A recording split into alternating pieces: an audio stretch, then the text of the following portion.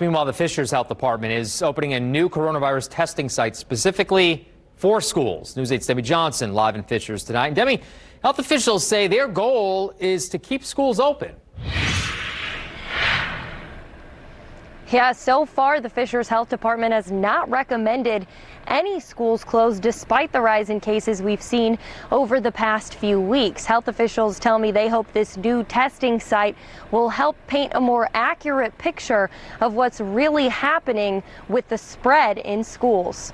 A lot of the testing sites are becoming inundated right now with the high demand for testing because of the increasing number of exposures and cases that we have. The inability to get a test has impacted what's happening in schools. Take Hamilton Southeastern, which first had to switch to remote learning because of staffing issues. Days later, the district announced all students would learn from home through at least December 4th. It's a point Fishers Public Health Director Monica Helt says likely could have been avoided. Gathering with family and friends and neighbors and that kind of thing, having sleepovers, having parties, we still hear that there are tons of people doing that, and that is not helping us get ahead of this. This is putting all of the systems behind. Like the rest of the community, Heltz can't deny schools have seen an increase in cases, but she says the data doesn't always accurately reflect what's happening. The vast majority of people who are becoming positive, who happen to be in school, they're getting exposed in their homes or in their, in other kinds of settings,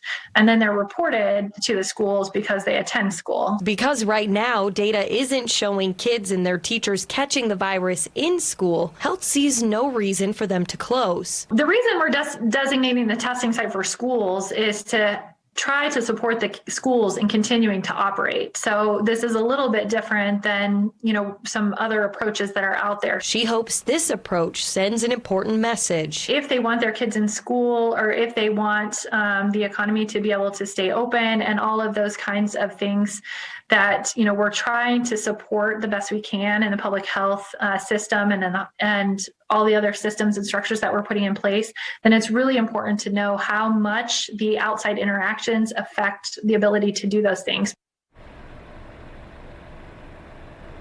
This new testing site will open on Monday. It'll be open every day of the week. We'll have the full hours and the address later tonight on our website. Live in Fishers, Debbie Johnson, Wish TV, wishtv.com, and follow us on Facebook.